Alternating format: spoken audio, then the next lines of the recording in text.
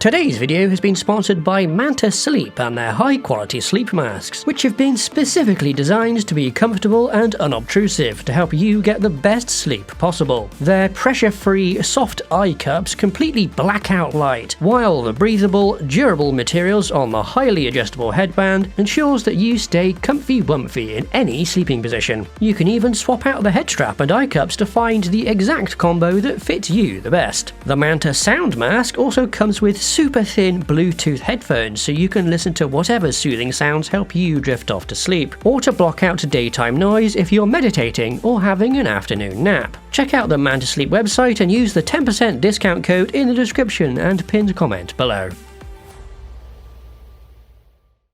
The Expanse was a refreshing blast of decently realistic physics in a genre filled to the brim with naval ships and aerodynamic fighters in space. But this style of hard sci-fi has been around since at least the 1930s. Yep, long before we had even left our atmosphere, there were stories about Earth and Mars battling it out with orbital maneuvers and kinetic kill vehicles. There were even missiles, radiators, and radars. Were these things written by time travelers or what? Stick around to find out.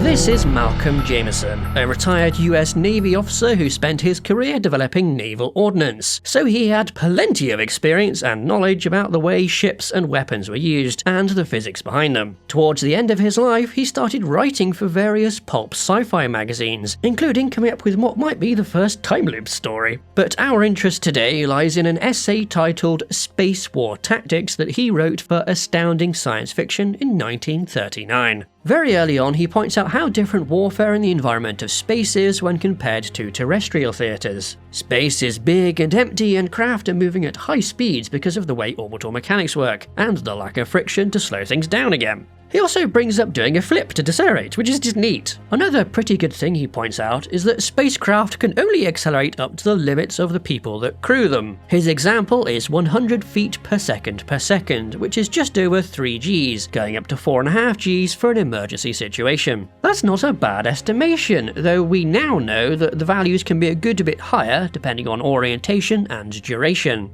Jameson also uses these values to point out that while spacecraft do go really fast, they had to spend a lot of time getting up to that high speed. But he goes a bit off the rails by trying to justify not maneuvering in combat as being pointless because maneuvers over a minute don't change the overall trajectory by very much. His example numbers are that deflecting a ship by 100 miles doesn't mean much when it's already going at 40 miles a second, which is clearly bunk. That 100 miles is a lot of dodged shots. So that's a bit of a peculiar stance to take, but when the essay gets into weaponry to use in space, you can see his experience with ordnance in the Navy really shine through. His idea is that ships would have 3 weapon systems. The first is somewhat like mines due to how they are deployed, but which are really just small iron balls whose effectiveness depends on their relative velocity with the target. He makes it a point that explosives are just not necessary when objects collide at really high speeds, which is absolutely correct. The other 2 weapon systems are rocket torpedoes and perhaps large cannons, but we'll get around to those 2 in a sec, since before we can use any weapon, we have to know where to aim them. The first step of this, which you may remember from the survivability onion we've talked about before, is seeing the target. Jameson lays out a scenario where a Martian ship is headed to Earth, and we know its rough trajectory thanks to scouts seeing it earlier, but how does our ship spot it?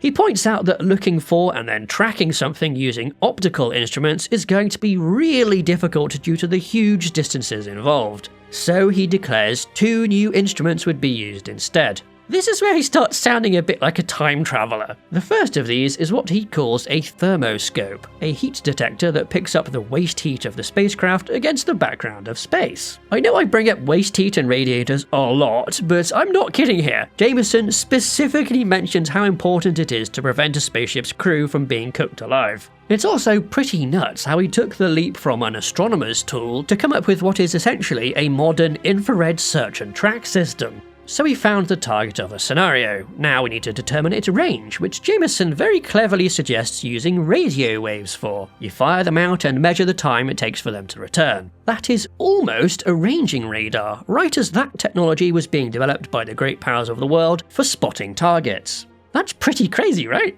If we keep up with observations over time and mix in our own ship's course and speed, we can figure out the course and speed of the target. This is really the most important part of Jameson's essay, since he notes that rarely was this sort of thing taken into consideration in fiction of the time. These days we take it much more for granted. Either a computer just does that stuff automatically and therefore it's not important, or it's something like Battlestar Galactica where someone's always yelling "Contact bearing 69, Karam 420. This ties into Jameson stressing the importance of fire control systems. These are what helps lay a gun accurately on a target, taking into account the ballistics of the round and the distance and all sorts of other things. Back then, there were a lot of humans in the loop, along with slide rules and mechanical computers. Jameson actually notes this in the essay, since the huge distances, high velocities, and curving orbital trajectories in 3 dimensions would require a special machine to crunch all those numbers and aim the weapons.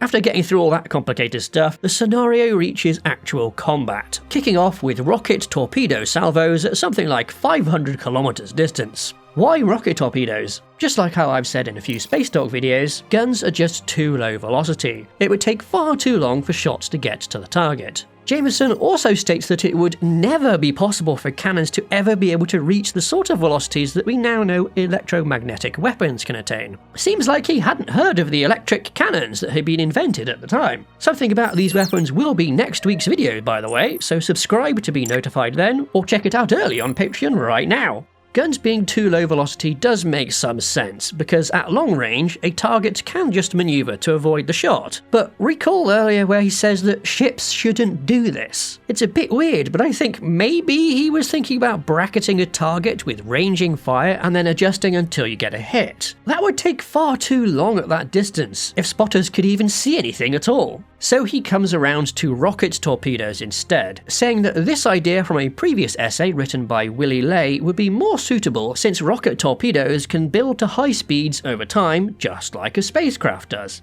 He points out that to increase the probability of getting a hit at such ranges involves huge salvos of fire, quote, following the time-honoured shotgun principle, end quote.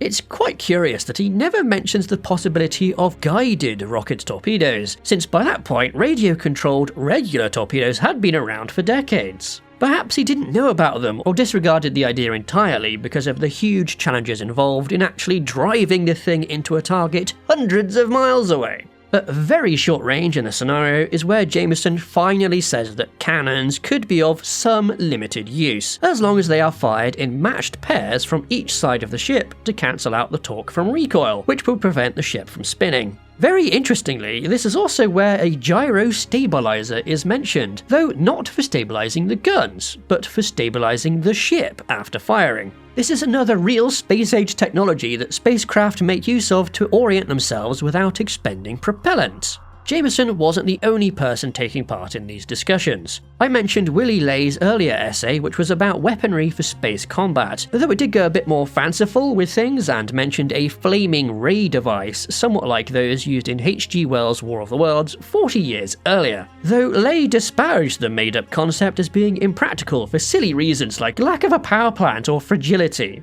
Along with Jameson's larger essay on tactics, a few other people responded to Ley with their own ideas in the later months of 1939 and into 1940. I'm just reiterating the time period here because people start pointing out the ability to use atomic energy as a power plant, or the potential for directing rays of atomic nuclei at a target. So that's nuclear-powered particle beams as a space weapon in 1939. Someone else points out that using high-powered electromagnetic waves can heat up metal. This sounds almost like lasers. In 1940! So were these people time travelers? Obviously not. They were just knowledgeable and passionate about subjects that were developing at the time. So just like now, knowing how things work up in space lets you plot out how conflict might go down in that environment. Though as we've been pointing out, Jameson didn't get everything right. Survivorship bias is also playing a part here. All the wildly incorrect ideas about space combat from back then are just not worth highlighting on places like atomic rockets, and in turn not worth me bringing them to you. Either way, it certainly takes some vision to combine all of those developing fields with the known but unproven science of space travel and spinning it out into a concept for space warfare that still holds up today. You can support Spacedock by joining our Patreon, where you can get our frigate, fighter and carrier design reference books, as well as 1 week early access to upcoming videos. Thanks to our supporters, and thank you for watching.